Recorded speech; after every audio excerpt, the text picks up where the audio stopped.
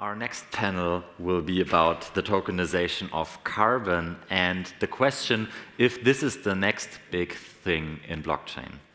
For that, I have again Dr. Oliver Krause from Untitled INC, Lukas Zähringer from Blocksize Capital, Jerome Cochet from Good Carbon, Kara Reuner and Maximilian Rösken from the European Carbon Offsetting Tokenization Association, ECOTA, and Tim Schuld from Caliros. The speaker will introduce themselves in a second, and I give the word over to Oliver. Enjoy. So, thanks a lot, Marcel. So I will do a quick intro for myself as well. So my name is Oliver Krause, Untitled Inc. It's not centralized. That's actually a think tank and small venture studio based in Berlin. And I myself had a look deeply into the carbon credits and space in the last, let's say, 1.5 years. I'm fascinated about it, and that's why I'm very happy to have experts here. My first question just goes to Lukas. Maybe you say a few words about yourself, about what you are doing at Blocksize Capital in that space, how you got into that. So if everybody could do that quickly. Very good. Yeah, pleasure to be here. My name is Lucas. I work with Blocksize Capital, especially on Verity Tracking, which is a carbon tracking and tokenization platform. So I'm as lead Europe. It's a global business that we have started with a US company called Givo, which is producing sustainable fuels and chemicals, which I believe is a really interesting technology, especially to decarbonize our economy, especially things when we look at airlines, shipping industry, where decarbonization is needed. We have a roadmap for decarbonization. We have EU mandates. We have renewable energy directive laws that give us the trajectory, but we need these sustainable alternatives to be there. Mm-hmm. And so what the Verity tracking platform does is it calculates GHG emissions and all the reduction efforts that happen in the value chain of producing biofuels, and it creates incentives and rewards for the players in that value chain to basically be more and more sustainable and provide a good alternatives for sustainable fuels. Right. Quick question from my side, because sure. I've been working here as well in that space. So it's biofuels, it's not fully synthetic carbon neutral fuels. Yeah. So just for people to visualize it better, the company we started to develop the platform with is taking, for example, agricultural waste and crops, getting proteins and oils for food market, and with the waste, basically transforming it into ethanol that will be used for sustainable aviation fuel. Yeah. I don't know if many of you took Lufthansa flights in the past 6 months. Now you can actually compensate your, we used to have these CO2 offsets to compensate your flight. Now you can also compensate with Lufthansa with SAF. So next time you buy a flight, you will see that you have SAF. You can buy 20% of your compensation with SAF or 100%. Which you will see is much more expensive than the very traditional offset, where you could do Paris to New York and buy for €5 or €10 a carbon offset. Right? So this is exactly what it is about. Right? And exactly one of the points we're going to dive deeper into pricing as well. But before we do that, Tim, maybe about you and Caliris. Yeah, sure. My name is Tim. I'm one of the co-founders of Caliris, which is actually a marketplace for carbon credits and for forward carbon credits. I think this is one of the aspects we will touch upon later, that not only trading the spot credits is an issue, but also providing financing to these projects which are reducing CO2 emissions. And our story is a bit, we were 4 co-founders, which all came from a traditional investment bank. We've all been having 20 years of careers, as one of us was a CEO of an investment bank. I've been in equity research for about 20 years, always been very interested in blockchain technology and the possibilities you have with it. And last year we discussed what can we do, and our main idea was actually how is it possible that a tree that you cut is more valuable than a tree that you keep going. And there's a lot of numbers which will show you that actually, if you look at what carbon credits, voluntary carbon credits to be precise, are trading at today, are simply very, very low prices. And we are all convinced that part of the reason why that is the case is that these markets are inefficient, intransparent, and we come from a banking background. So we know markets, we know efficient and specifically transparent markets, and this is basically what we want to change with our startup. Jerome. Same question, I guess. Yeah, exactly. Yeah. Same question. So my name is Jerome. I'm one of 2 co-founders of Good Carbon, not just any carbon, just to remember the name. And what we essentially do is we tokenize nature. So we do also believe in the power of nature.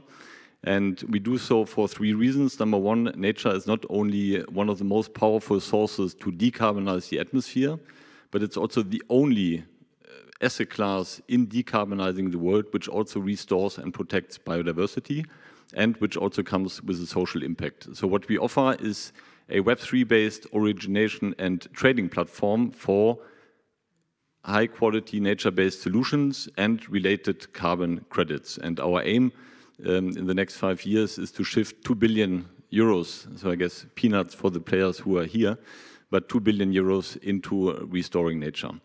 So how do we get to that topic? I'm not from this business. I'm originally or started my career at McKinsey for a couple of years and then spent 8 out of the last 10 years at Zalando, so selling shoes and clothes. Yeah?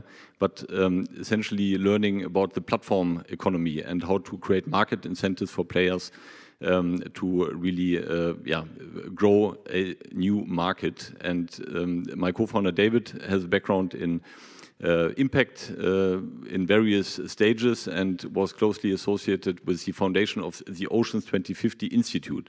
And this institute has basically revolutionized the insights into how the oceans can act as a carbon sink. And that's basically how we got to that business. Yeah. And now I think we add a little bit the blockchain aspect here with the European Carbon Tokenization Association, but you will, Kara, explain more about that. Thank you. I believe we're not the only ones looking at blockchain, so maybe a little side note on that. So I'm Kara. My background is originally in ESG and impact investing. So early in my academics, I looked at impact investing and blended finance. After that, I worked for a year for an alternative asset investor, sort of looking at the ESG integration into the investments. And after that, I decided to continue specializing in finance here at Frankfurt School. So I just graduated from a master in finance here at Frankfurt School. And this year, I wrote my master thesis on the topic of carbon markets and blockchain. So how blockchain is basically implemented in carbon markets and the different solutions. And I really looked at what are actually the challenges we have in voluntary carbon markets, which sort of manifested over the past decades, and effectively looked at what are the different blockchain solutions now emerging in the market and how they can also help to scale the market and sort of remove the challenges and create a more efficient market in that sense.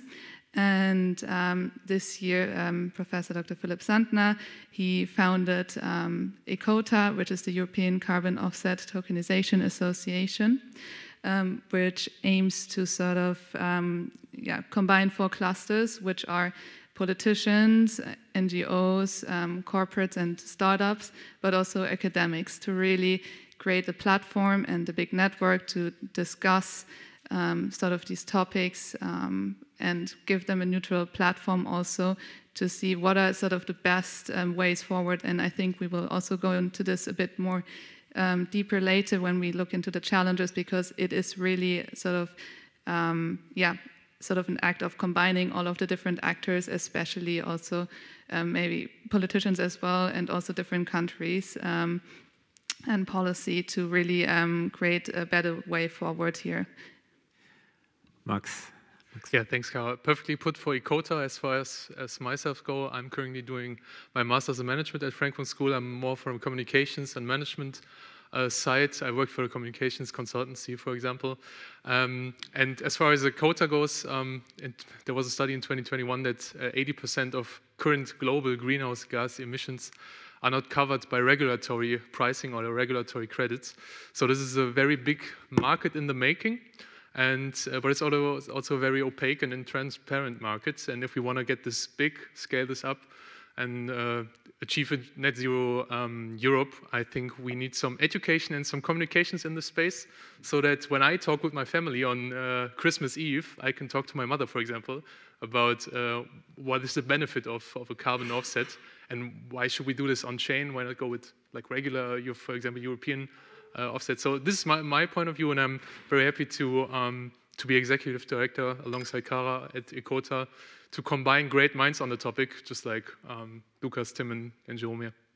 Yeah, great intro round. So for me, when I came to the topic, I got to familiarize myself with the big numbers, basically something like 55 gigatons of CO2 emissions we have. And actually, I was surprised that already like 20% or so are, let's say, governed in those compliance markets. I believe the European market is here the biggest and most advanced, with the highest prices as well, around 90 to 100 US dollars per ton of, let's say, pollution rights that those large corporates have to buy, basically, for their license to operate. And this is continuously, let's say, sort of expanded. But there's a very small market, the voluntary carbon credit market, a lot of it in, let's say, reforestation,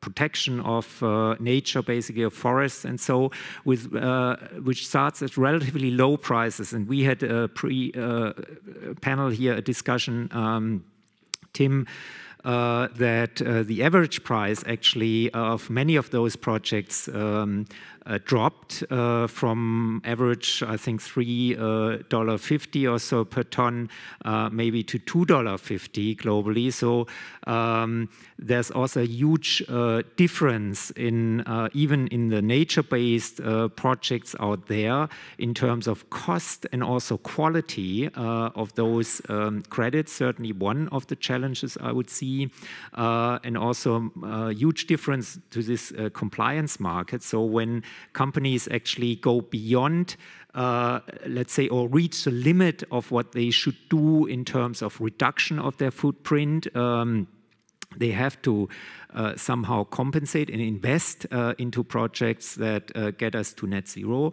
So maybe you, whoever wants to start, Jerome, or, for instance, where are the biggest challenges here in the market? Where do you see the biggest challenges, and maybe how do you address them with good carbon? Yeah. Yeah, I think it depends a little bit what you look at, right? The voluntary carbon market is a market of 2 to 3 billion revenue today, so it's relatively small compared to roughly 100 billion in the compliance market, but it's a market which is estimated to grow to 30 to 100 billion by 2030 already, right? So it's a market which obviously fights with a lot of early challenges which an early market always faces. I guess for us, it's important to look at nature, and when we look at nature, there are essentially three challenges when it gets to really scaling demand for carbon credits from that space. Number one, it's a question of how do you ensure quality, right? So if you want to sequester carbon, it's not about 2 or 3 years, it's about 100 years. Yeah? So how do you keep really the carbon in the ground? Number two, how do companies which have made multi-decade pledges to become net zero hedge their volume and price exposure which they have for the next 10, 20 years, right? In a market which doesn't have a lot of supply. And that's a huge problem for companies because availability is low of high quality and prices are going to, in my point of view, and if you look at the studies, are going to converge to the compliance market. And challenge number three is essentially, how do you make it accessible, right? Nature is not a core business of companies, at least not for most. So how do you make it accessible? And the way we try to address it is through three things on the origination platform. Number one, as I said earlier, we are good carbon and not any carbon. Hence, we are basically curating the platform and only picking the top 20% of best projects according to impact and risk. And we try to enable market participants on the platform to shape the future. And what this means is essentially to give companies the ability to build a portfolio of carbon credits for the next 20 or 30 years, right? From base load, forward, and then also spot volumes. And why is that important? It's important because in that market, which is emerging from 2 billion to 30 billion, how do you channel money into projects, right? And you can only do that if you basically structure the future, and therefore we have created tokenized, essentially tokenized and fractionalized ownership in nature-based projects. And the third topic, and then I finish, is how do you make it conveniently but also compliantly accessible to the CFO? The demand in that market, in our opinion, will come from companies, will come from, by the way, also financial players who have to offset Scope 3 financed emissions, and it only works if they have a platform which makes nature accessible, like software as a service, nature as a service. So you take away the hassles and the operational burden. So we work under a platform which is also BaFin compliant, which is fully regulated, and which almost translates something illiquid, nature, into something basically liquid, which is a financial product. Exactly, a very good keyword, actually, translation of an illiquid asset or making that investable, and that's one of the key promises, I think, of blockchain technology. And here we are seeing basically one major use case outside what we've seen in recent years in the financial services key fields, let's say, or DeFi fields, etc. That has a real impact, and that's for me actually a fascinating topic, that we see this and that we are seeing, let's say, a use case where we will have blockchain inside. Yeah, we heard that today also during the day, and maybe in 5 years' time we won't talk too much about the technicalities about a data protocol. We will use it for things that add value. Yeah. Yeah, so I just add to the first point about quality. I think that's, for me, one of the biggest requirements for the carbon offset, and especially tokenized offset, to take off. Because, you know, if you're buying a token that's supposed to be digital representative of a carbon credit, but you're not really sure that this credit is of high quality, so you're not really sure that it's permanently removing 1 metric ton of CO2 from the atmosphere, why should you direct and streamline finance to it, right? And this is what we see today. It's double counted. You know, I buy the carbon credit, I report it in my ESG report, and I say I compensate it, but actually I sell it over. Right? These things happen a lot. So there's something that's called in this market MRV, which is being, you know, very hyped right now, or digital MRV, which is measuring, reporting, and verification. So it's basically all the activity of collecting and reporting and, you know, verifying data from the climate project themselves. So you can think about, you know, blockchain track and trace solutions that can really make that bridge between, and you can do it very well on nature-based project. We do it on the farmlands in the US. So we look at all data from farming equipment, satellite imagery. We're monitoring what are the farming practices that lead to sustainability and more carbon in the soil. And you can bridge that directly to blockchain with the tracking component to have native on-chain tokens, right? And we believe this is a really good approach to ensure environmental integrity and therefore quality for people and investors to trust in this market. Basically the digital twin here on the chain for tracking and tracing. A very good point. Who wants to add here? Maybe? Yeah, I wanted to add to the point that Jerome made and you touched upon, which is, especially if we talk about institutional adoption, I think integrity is the most vital thing to scale the market.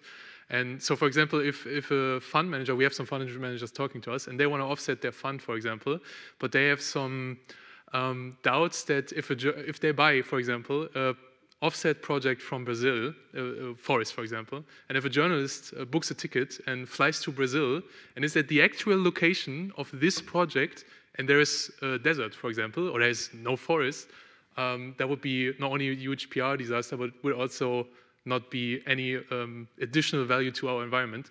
So what we, from our discussions, have is that for institutional adoptions, that should be, integrity should be the main focus. And I think blockchain can add very, very good value to this discussion, because what can we do? What is blockchain good at? It's storing data across currencies, across languages, across continents, in an instant, and it's also verifiable by all of us. So if you take a public blockchain, for example, you don't have to take a public blockchain, you can use your own, but if you take a public blockchain, everyone can see if this is a valid token, for example, or where this token links to.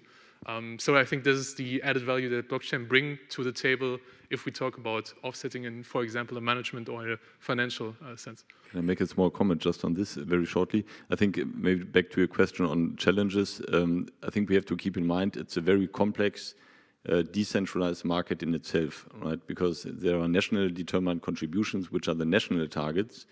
There are basically voluntary markets. There's an Article 6, which is all this sort of, where do those carbon credits belong to?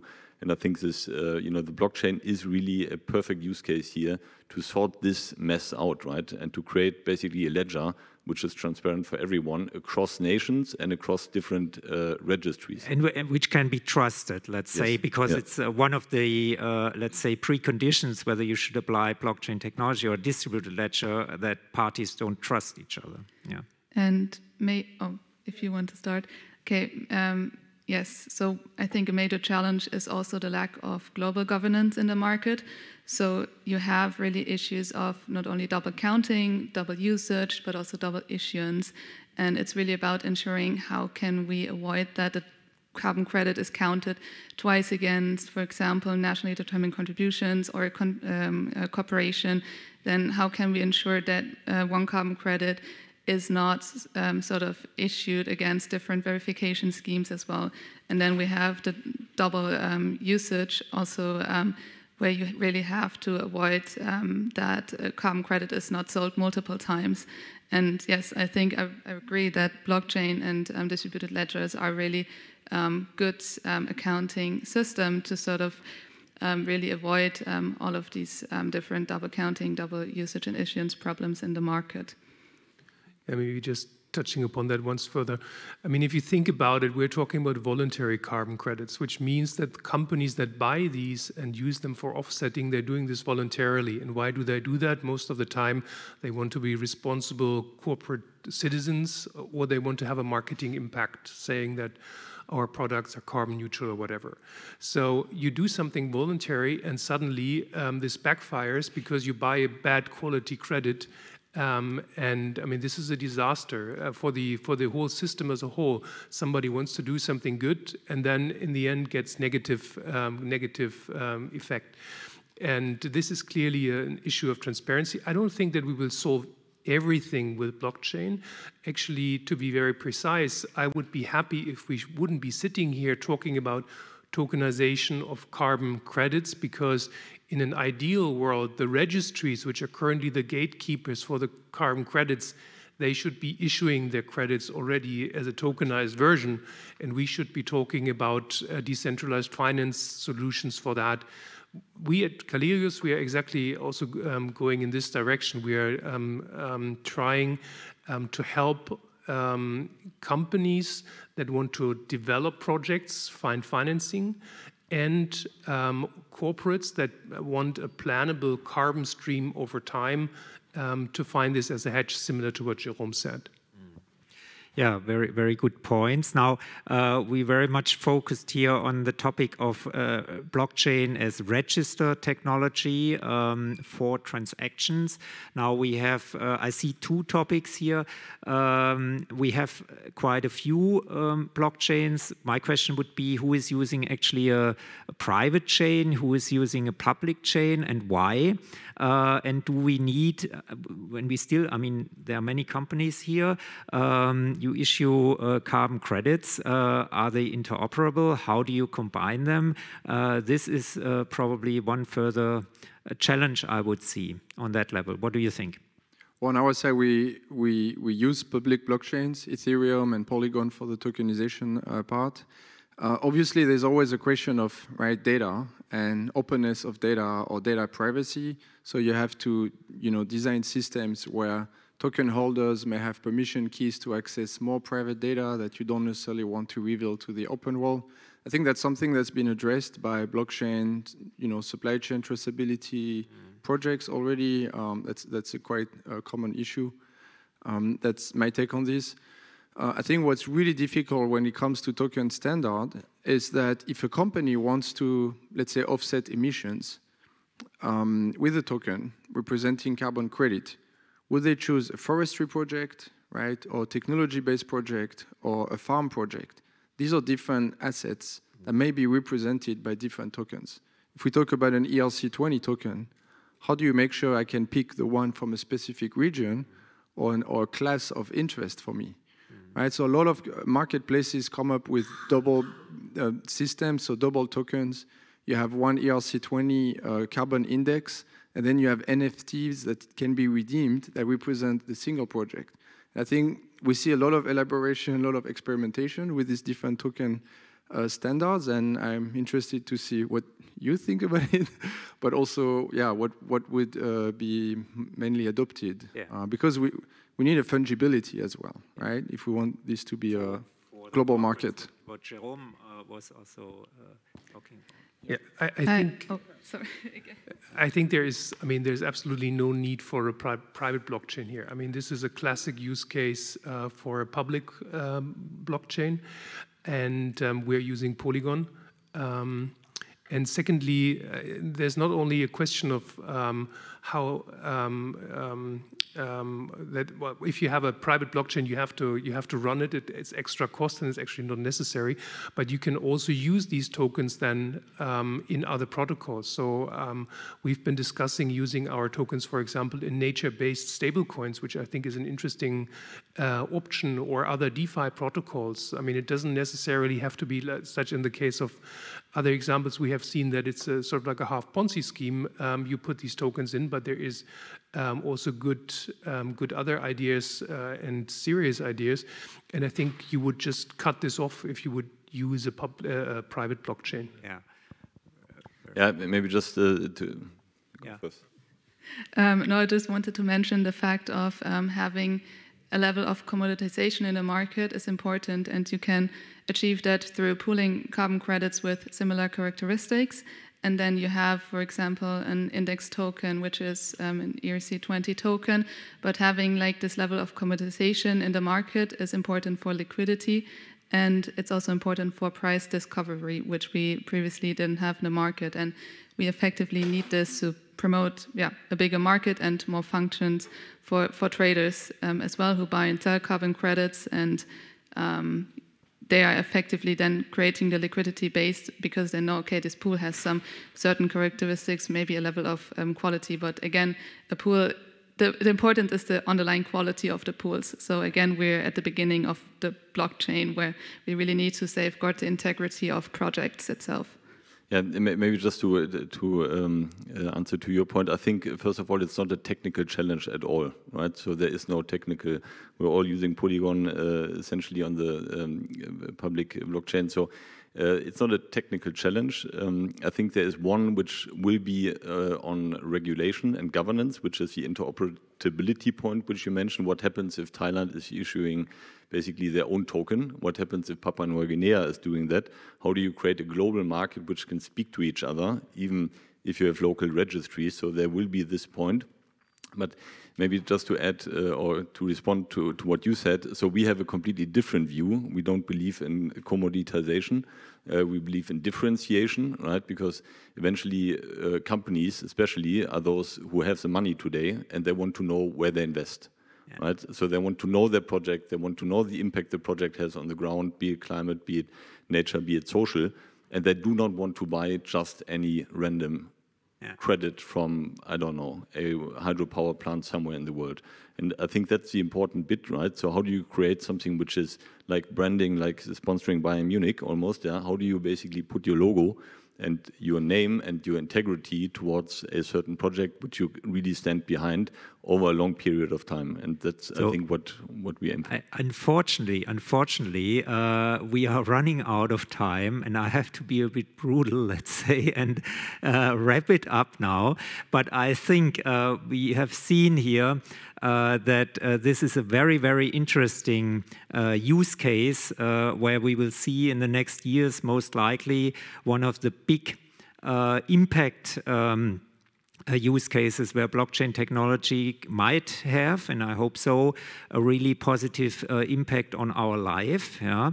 And that's, for me personally, very interesting. So my thanks go to the panelists here for their insights, and I'm sure we will see more in a year's time or so. Would be very happy to revisit this topic. Yeah? Thanks a lot. Thank you for having us. Thanks, Ravi. Thanks.